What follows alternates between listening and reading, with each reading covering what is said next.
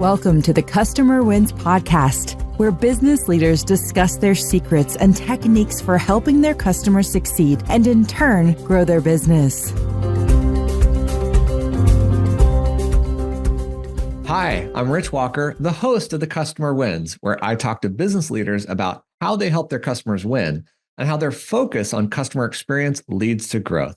Today, I'm speaking with Mike Betz, the general manager at 11th Estate. And today's episode is brought to you by Quick, the leader in enterprise forms processing.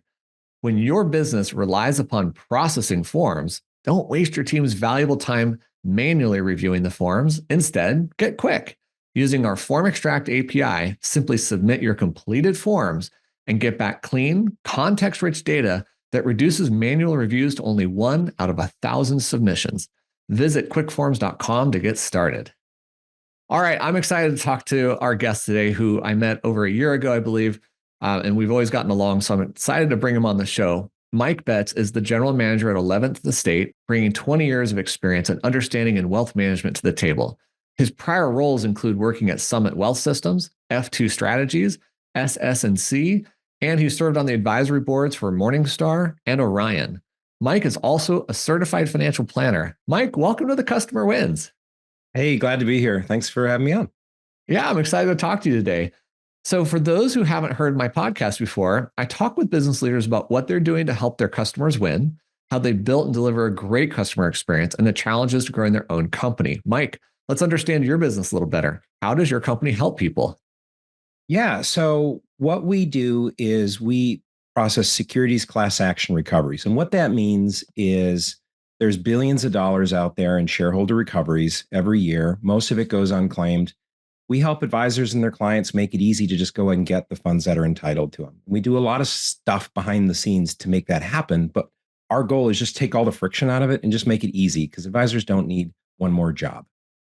Okay, but why is this even a thing? I don't get it. Like, are there class action suits happening every day and people know about them, or what?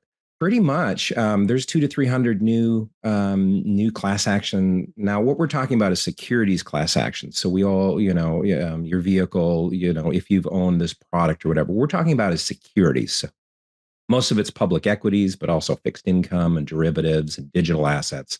And look, these companies get sued by class actions all the time. There was $8 billion of it last year, 200 to 300 claims. Wow. And less than 10% of advisors know about this or do anything about it. So it's kind of just an education and advocacy of what we're doing. And it's really difficult. The system's kind of broken to make it, to go figure out if your clients are even eligible for this, and then figure out the documentation and then navigate the claims process and manually fill out forms. No wonder nobody does it. We've just come in and digitized the whole process. And the goal is, let's just make this as easy as getting dividends, right? Like when a stock pays a dividend, like we don't think about it. It just happens, right? It just shows up in your account. That's what we're doing for these class action recoveries. Wells Fargo, for example, had the largest, I think, class action, one of the largest in history, $1.3 billion for all those fraudulent accounts that they opened up. And that impacted the share price substantially. So advisors have clients that held Wells Fargo and they're entitled to funds. We just make it easy to figure out which clients they are, how much they were entitled to, and then we go out and get the money, collect it for them, and we direct deposit it right back in their brokerage account. It just happens. That's Wow. what we do. So I don't get it though. If I'm holding onto Wells Fargo as a stock, why am I not notified that this class action happened? Well, you probably are. So I met with a bunch of advisors at Futureproof, and a lot of them are like, oh yeah, I get these postcards in the mail. I get these spammy looking emails. That's kind of what they are. And one advisor was like, yeah, we just tell our clients to throw those away. Really? Yeah. Because it's just like when you get one for your product and you expect to make 22 cents, you just don't care, right? You don't care. That's right. It looks fishy. Is it worth the effort? It's a lot of work to do it. And is it even worth the squeeze? Well, the typical settlement is over $950. And there's a couple of reasons for that. Is all that 3/4 of investors don't collect what they're owed. So the claims administrators They got to pay out this money. So they just like, all right, we'll have to send it out proportionately to those that actually did show up. So here you go. You get 4X. Wow. How do they decide that? Is there a time period? Yeah. So the courts, we only deal with post settlement. So as things are going through the litigation process, we don't have anything to do with that. Once it's Yeah. already been wrapped and the courts say, all right, this is how much money it is, this is who entitled, they hand it over to a claims admin. And they're the ones that have to notify potential eligible investors, and they collect the claims. And they figure out there's formulas for figuring out, okay, I held this stock for how long during this window, and they calculate how much everyone's due. So that's how it works. Wow. And then they have typically a window to collect the claims, and by the end of that window, they have to distribute every penny of that settlement. There's no So, holding it or returning it. It's has to be distributed. so if only 10% of the people make their claims, or let's say 10% of the value is claimed, they're still going to distribute 100% of the claim to those 10%. Yeah, we call that participation rate. And in that case, yeah, all right, well, it's 10x, right? Oh my gosh. Pretty I mean, wild. that's better than found money. That's winning a lottery in a way because you're It's a getting more money no-brainer. than you're due. Well, we've been doing this since 2022, and we have lots of examples where people made more on the recovery than they lost in the investment originally. Wow. And one of the things that we do is we're deploying some legitimate AI tools, and we have patents on our technology to go out and find we're crawling court documents and Reddit and Facebook groups to find all these recovery opportunities. So we have this incredible database, and then we just get a data feed from advisors, bounce it against our database, and we know very quickly who's entitled to what. And then we just digitally file those for them and go collect the money. How we make money is really simple. We take a percentage of what we recover. That's it. Yeah, right. And that makes sense because you're providing the service. Okay, I have a couple of questions about this. Yeah. If an advisor and a client doesn't know you, you're not reaching out to them. So is this fully dependent on how many advisors your company knows and interacts with? It is. So we went to Futureproof, and we don't sell anything. In fact, we don't use the word sales in our business.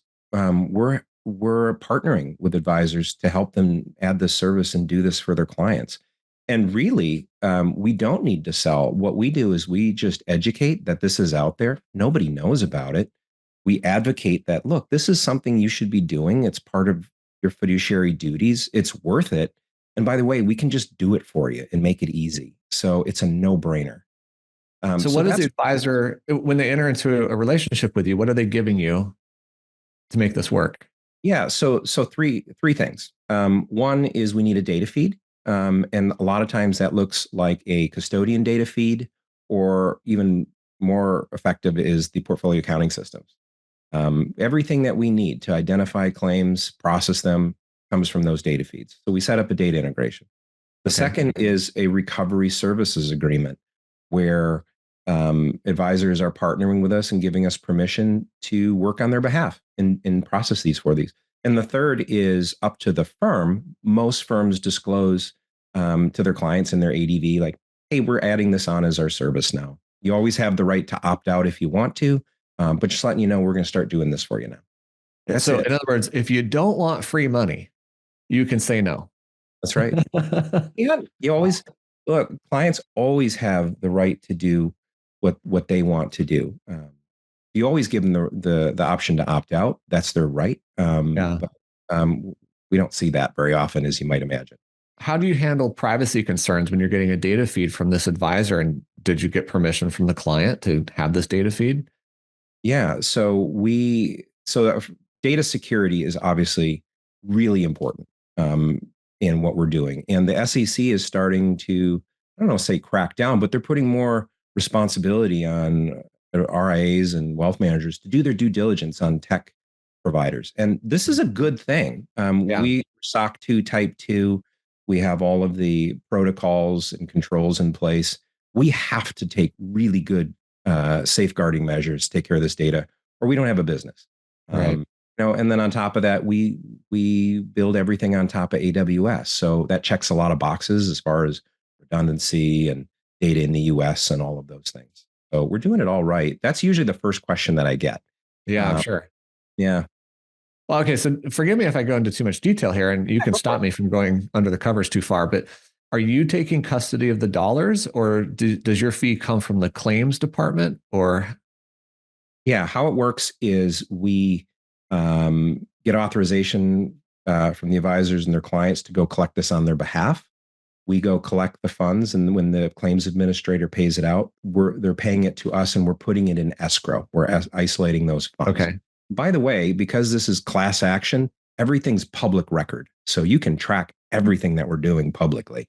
good. We put it in escrow, and then we deduct our fee, whatever we've decided on for that, and then we direct deposit the funds right back into the individual's brokerage account where those securities came from. We're not issuing hard checks. Yeah, We're not sending an advisor a lump sum and say, "Here, you figure out what." right. That would be a nightmare.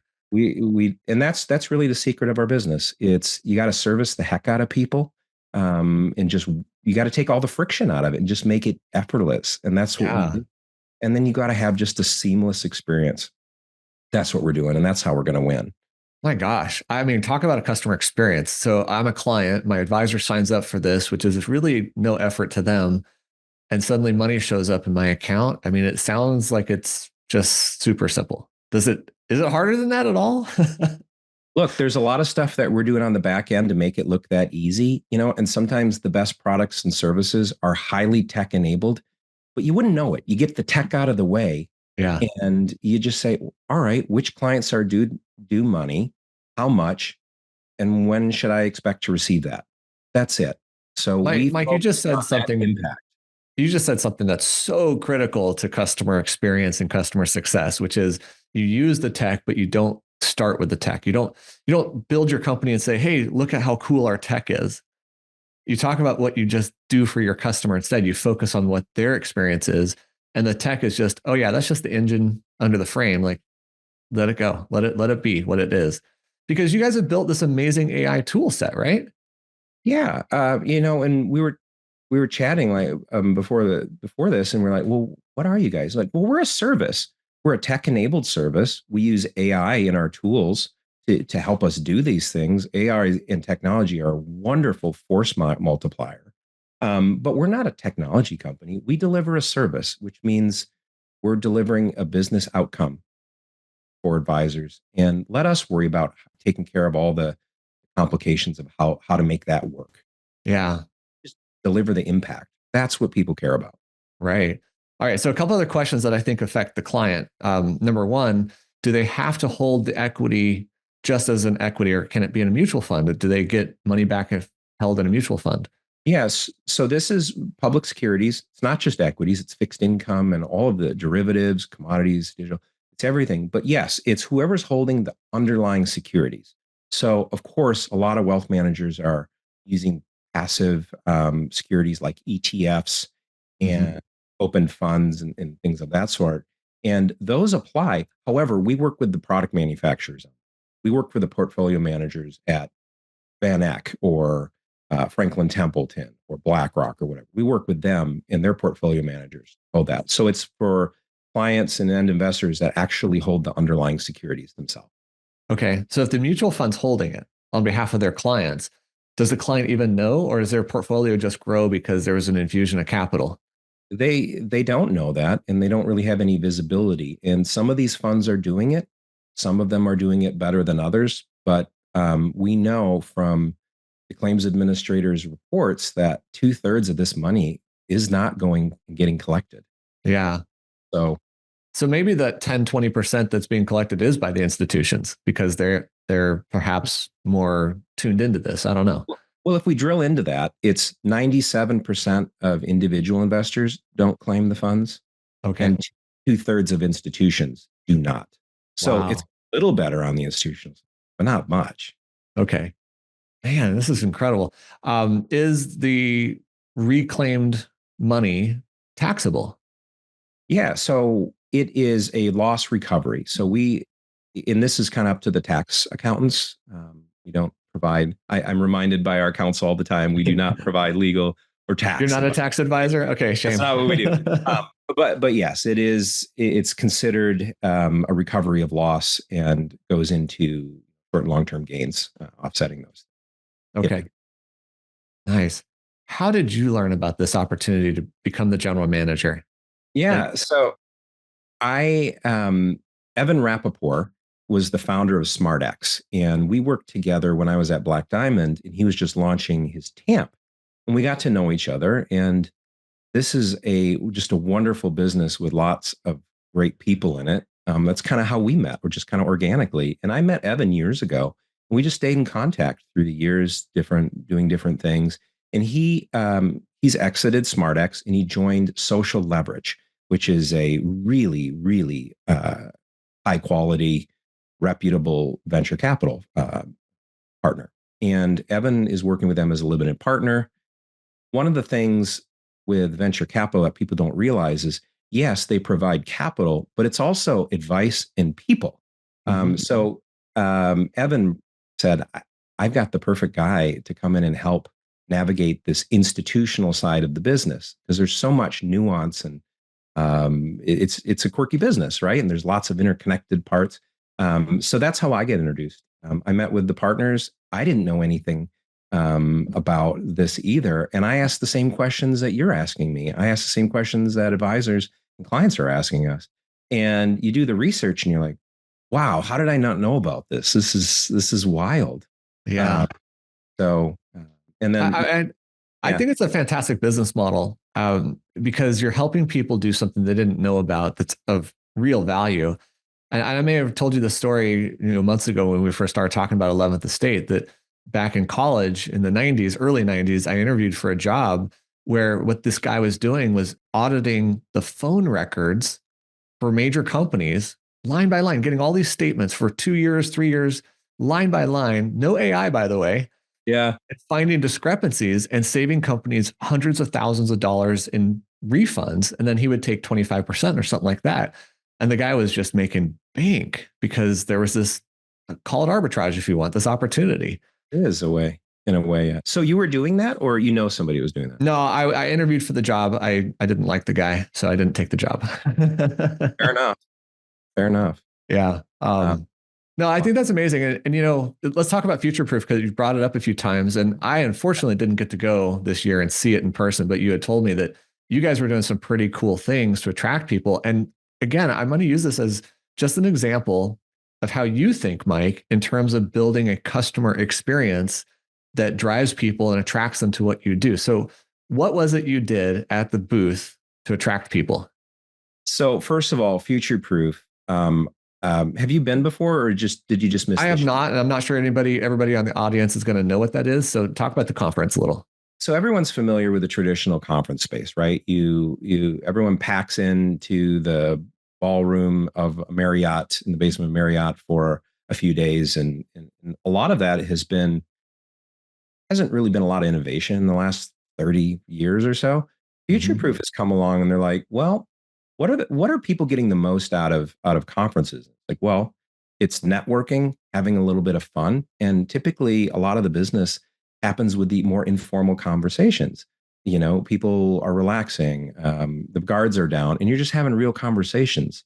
So their approach was, well, let's just build a conference that centers around exactly that.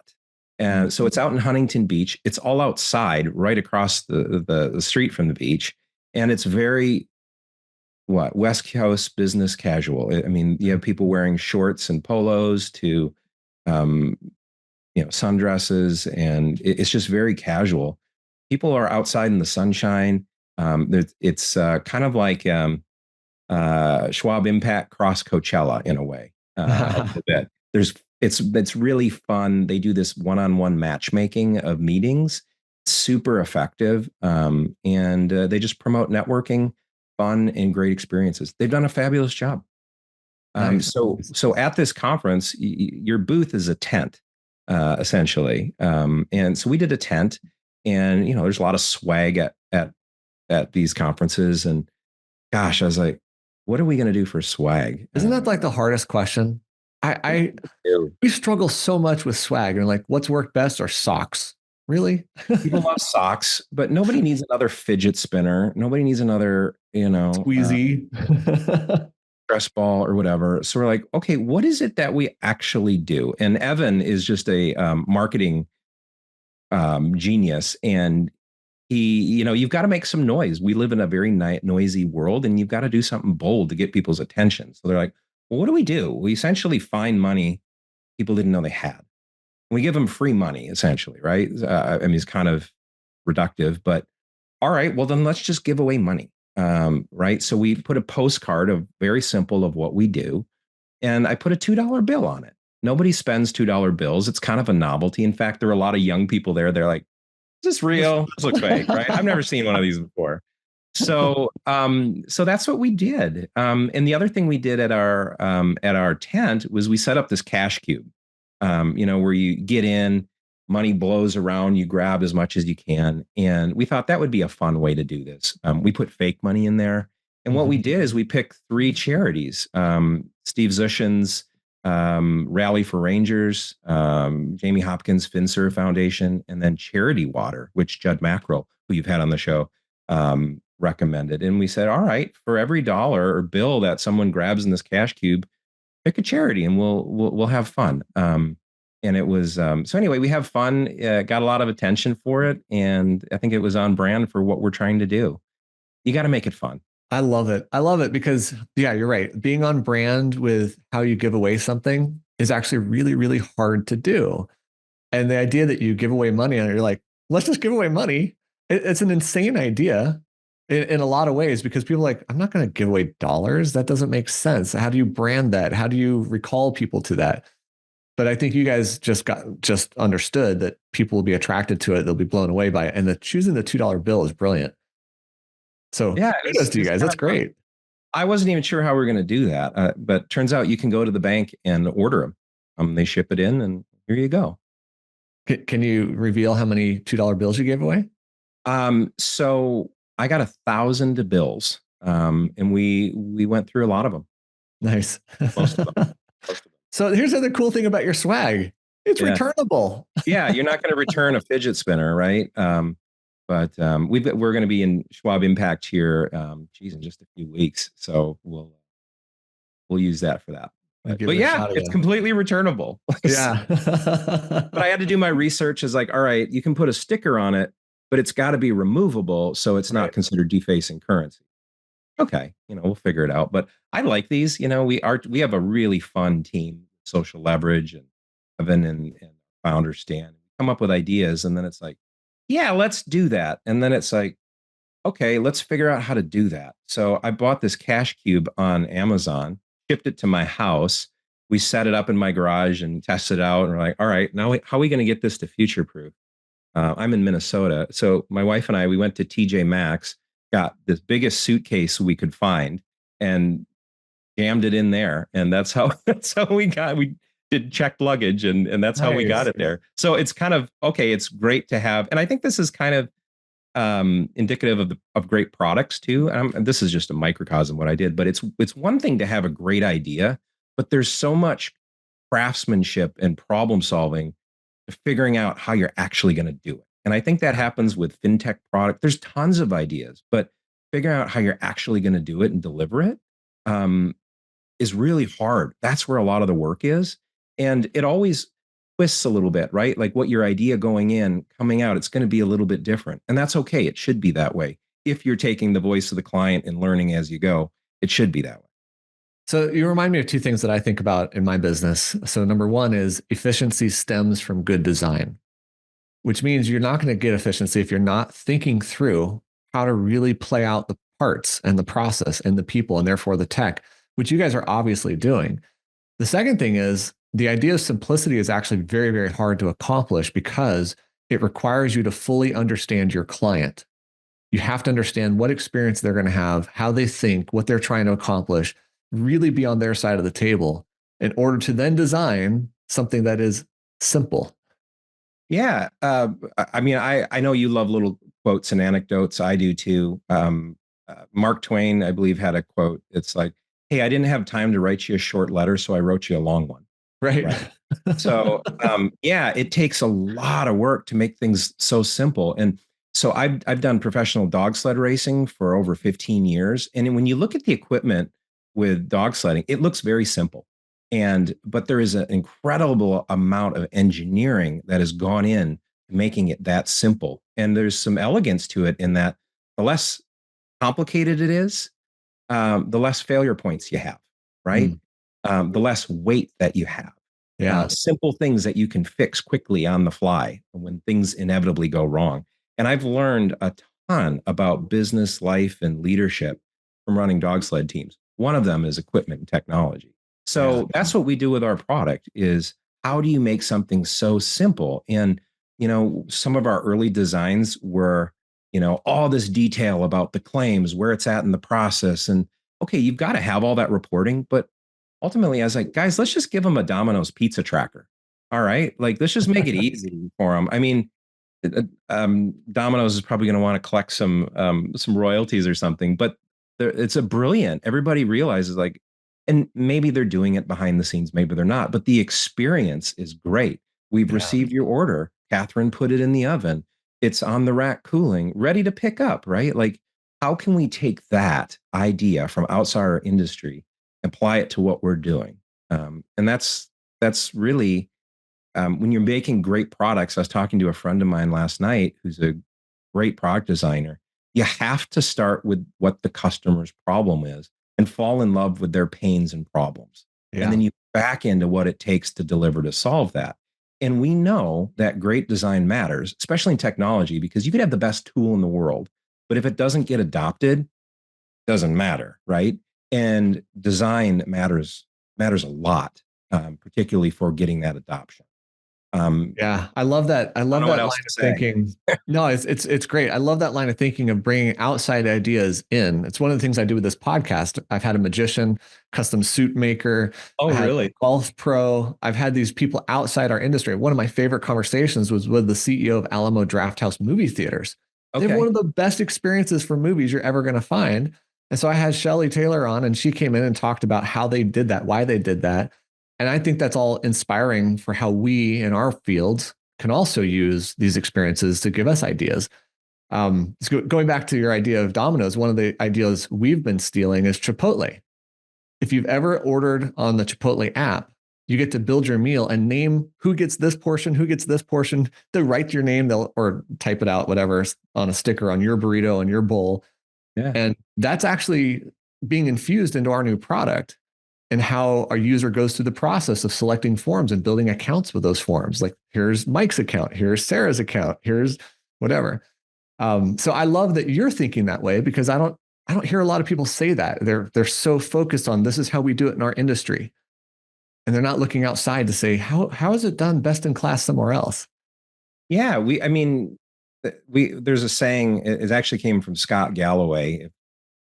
Got a great podcast, but one of his sayings is it's really hard to read the label from inside the bottle. Yeah. So sometimes you have to step out of it to figure out how are your clients and customers actually living? What's going on, not only with just your product, but what else are they dealing, right? And you got to understand that and then back into everything that you do. It's all about experience. And we see this all the time, that sometimes great service and great design can make up for deficiencies in products. Yeah. Right? People will give you a lot of grace with your product if you give them a great experience and wrap them with love. Well, look, I'm going to give you kudos, because what you guys have been doing at 11 The State sounds like you've effectively removed most of the customer experience. It's so easy and seamless. There's just not much of an experience to have. Like, hey, you get free money. I don't know if there's anything better than that. Mailbox money. I was joking with someone at Futureproof last week. We have a client portal, right? You log in as an advisor and you can see where all your clients are in the process and how much money. And we were thinking though, it's like, well, we need to improve our email sequence, because sometimes the best portal is none at all, right? Yeah. So the last thing an advisor need necessarily is yet another portal to log into. So how else can we deliver those few bits of information that they want to know without making them go through hoops and other things. Yeah. Yeah. Oh man, I appreciate that. We're going to have to wrap up. And before we do, I have another question. Before I get to that last question, what's the best way for people to find and connect with you? Yeah. So LinkedIn's a great, Mike Betz. You can just search me on LinkedIn. That's always a great way to connect. Also, you can find me at 11thestate.com, which is 11thestate.com. And you can get in touch with me that way. But honestly, LinkedIn's a great way. Yeah, you're easy to find. Awesome. All right, here's my last question. Who has had the biggest impact on your leadership style and how you approach your role today? Yeah. So I was thinking about this, and I think there's two parts to it. One is I have been around this business in lots of areas of this business, and I understand where I understand all the pieces of the business. I'm an expert in kind of nothing, but I understand all the pieces, and I know what good looks like, and I know what good doesn't look like, or what bad looks like. I can, and I've learned a lot through the industry, just watching other people and quite frankly, my own failures and missteps of what you got wrong. And you learn the lesson from that. And you're like, all right, next time I have an opportunity to do this, I might make a mistake. I make mistakes all the time, but I'm not going to make the same mistakes that I saw someone else with. I'm going to make new mistakes. So I've learned an awful lot that way. The other, one of my favorite things, I tell this all the time, and I take it to heart with how I lead people, is Bob Conchiglia hired me for Black Diamond back in the day. And, when I was getting started, we're figuring out how we're going to work together. What are you going to delegate? And I was running the channel management program with a lot of the custodians. And I was like, I have this idea. I have that idea. Should we try this? Should I go there? And he was like, you know what, Mike? I got a lot of stuff on my plate. And these sound like great ideas. I don't know if they're going to work, but you should go out there. I hired you because you're a smart guy, you're creative, and you're good at figuring things out.